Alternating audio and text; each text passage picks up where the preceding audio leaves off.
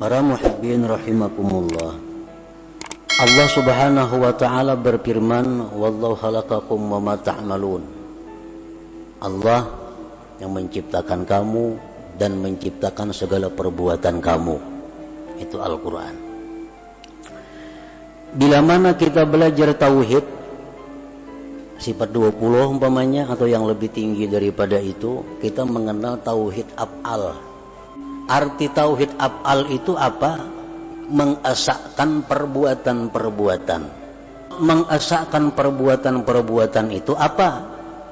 Mengitikadkan di dalam hati bahwa tidak ada perbuatan dalam alam semesta ini melainkan perbuatan Allah Subhanahu wa taala. Nah, itu tauhid af'al. Kita wajib mengitikadkan di dalam hati kita bahwa apa-apa yang berbuat pada alam semesta ini itu adalah perbuatan Allah. Kalau kita kada mengitikadkan demikian, kita kada beriman. Kita kada tergolong ashabul yamin. Seluruh perbuatan yang kita lihat, kita dengar di alam semesta ini adalah perbuatan Allah Subhanahu wa taala.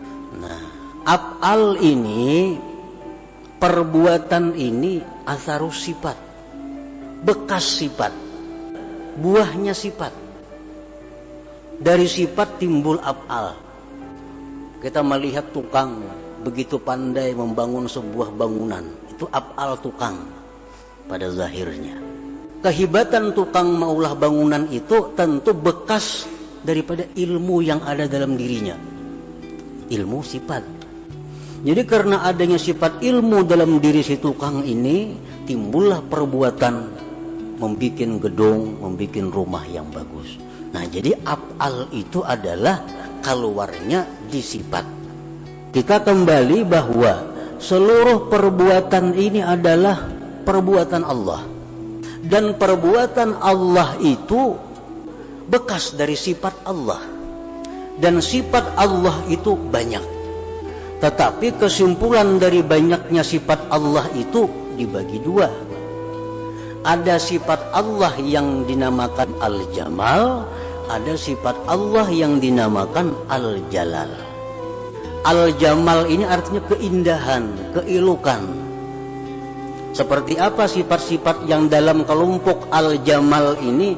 Sifat pengasih, penyayang, pecinta, pemelihara, pemberi, pemaaf, pengampun. Itu sifat-sifat keindahan, keelokan.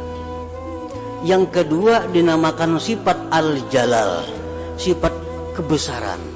Dalam kelompok sifat kebesaran ini, Allah itu maha menyiksa, Allah itu maha memudaratkan, Allah itu maha menggagahi, Allah itu maha perkasa.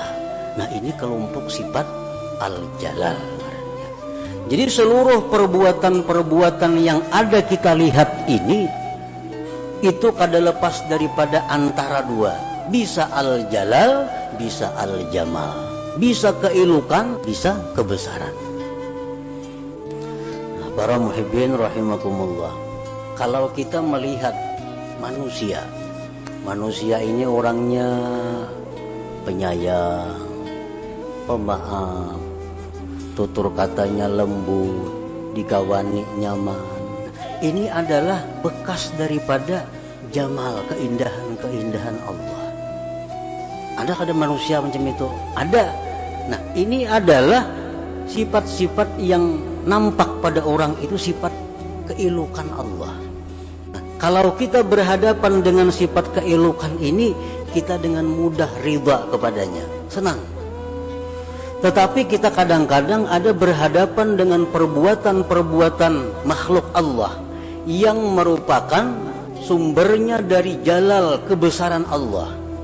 Orangnya kasar, salah sedikit tersinggung, salah sedikit bisa menghantam. Ada kada manusia macam itu? Ada. Nah, ini adalah manusia-manusia yang merupakan perbuatannya itu dari sifat jalal, kebesaran Allah.